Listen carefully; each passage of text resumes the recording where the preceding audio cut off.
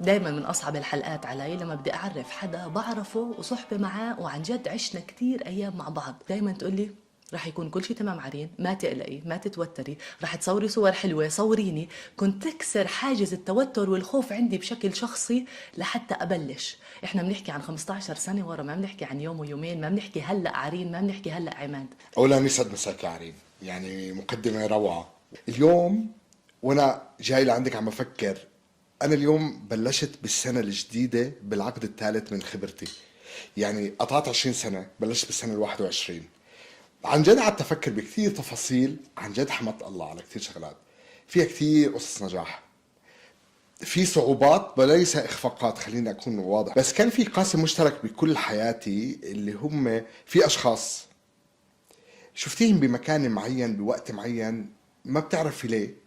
خلص جامعة من جامعة يرموك بالأردن بال 2003. بدأت حياتي كأي شاب خلص جامعة وبده يبلش يدور على شغل.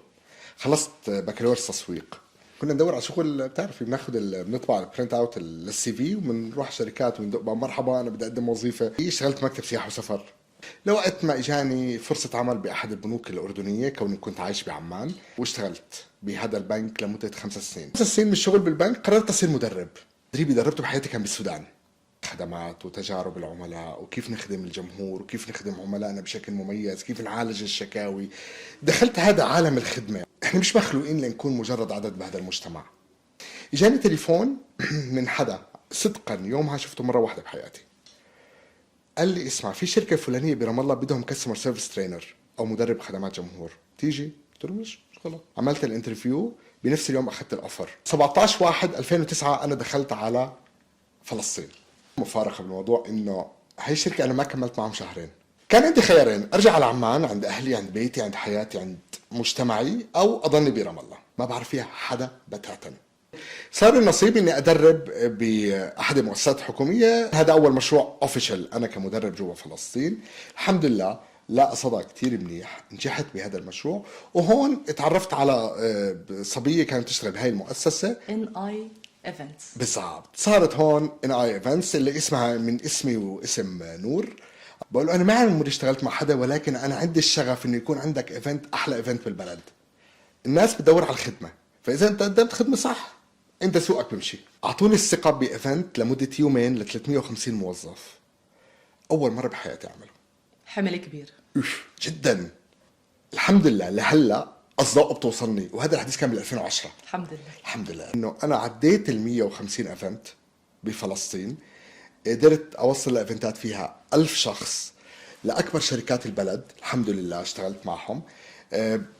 تعاوننا انا وياكي بكتير ايفنتات طبعاً. مع بعض، وشهدنا ايفنتات كتير ضخمه وحلوه، وكانت بتوقيعي. خبير اسعاد العملاء. الحمد لله. وفي ناس لقبتك وزير السعاده الفلسطيني. اتمنى ذلك بصراحه. كلمه بس تجربه تعميل وكستمر اكسبيرينس، وهذا الموضوع احنا بنحكي عن ايموشنز. احنا بنروح على اي مكان بالدنيا بنقول انه انبسطنا فيه زعلنا فيه. احنا بنحكي ايموشنز، ما بنحكي شغلات ملموسه. فعشان هيك اهم شيء عند البني ادم نتاثر بالاخر انك تهتم بعواطفه. اذا انت اهتميت بعواطفه وشعر معك بشعور ايجابي، هو رح يكون اتاتشد لك او مرتبط فيك بشكل كتير قوي. عن تجربتك برا فلسطين، حامل هالهوية الفلسطينية بالتدريب، وإشي كتير صعب. وليش ياخدوا مدرب فلسطيني على عالم الخليج على الوطن العربي؟ مش إشي سهل. صحيح صحيح. احكي لنا عن تجربتك.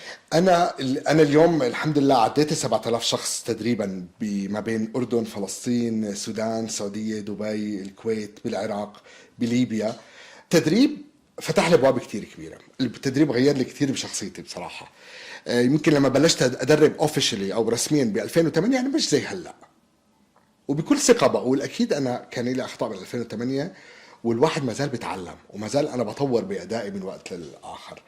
لما تطرحي حالك وتبني اسمك بالمنطقه داخليا يا بفلسطين او خارجيا، وتشتغلي على حالك، العالم رح تسمع فيك يا عري. كنت اول مره اشوف هذا العالم. رحت كفلسطيني قاعد بين شركات كثير ضخمه عاملين انجازات بعالم وخدمات روعه، حكوميه وقطاع خاص. وقت رجعت قعدت اقول بيني وبين حالي، قعدت اقول احنا وين وهم وين؟ في عندنا خدمات كثير، شئنا ما بينا احنا متطورين واصلة ليفل روعة من الخدمات، بيضاهي خدمات بإحدى الدول العربية والدول الأجنبية كمان. سمعتها من أشخاص جايين من أمريكا بقول لك لا ما عندناش هاي الخدمات الموجودة عندكم. طب إيش يعني تجربة عميل؟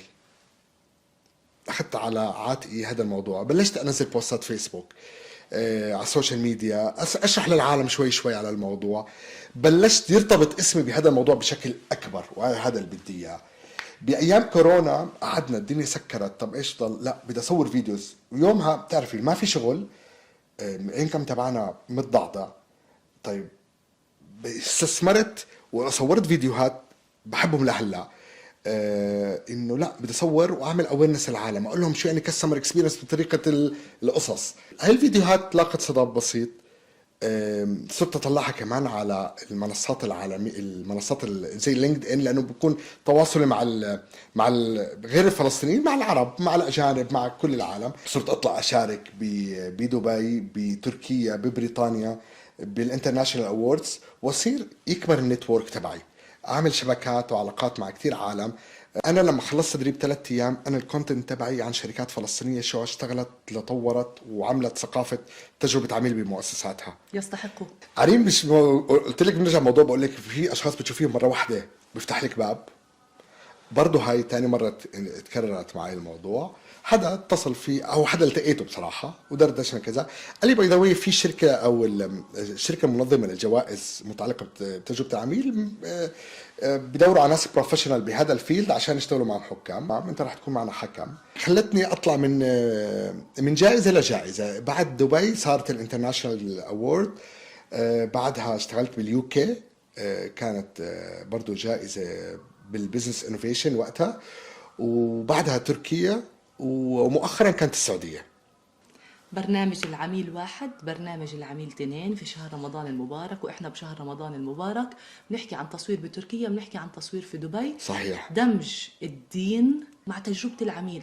قديش فكرة ذكية، قديش فكرة مختلفة، ولأول مرة بتصير، ما صارت بالوطن العربي. أنا تبعت كتير، دورت كتير، عملت ريسيرش بكل القنوات والبودكاستات. إذا في حدا دمج هالفكرة الحلوة الروحانية مع الدينية مع التجربة على أرض الواقع، كنت أنت الأول. نعم صحيح.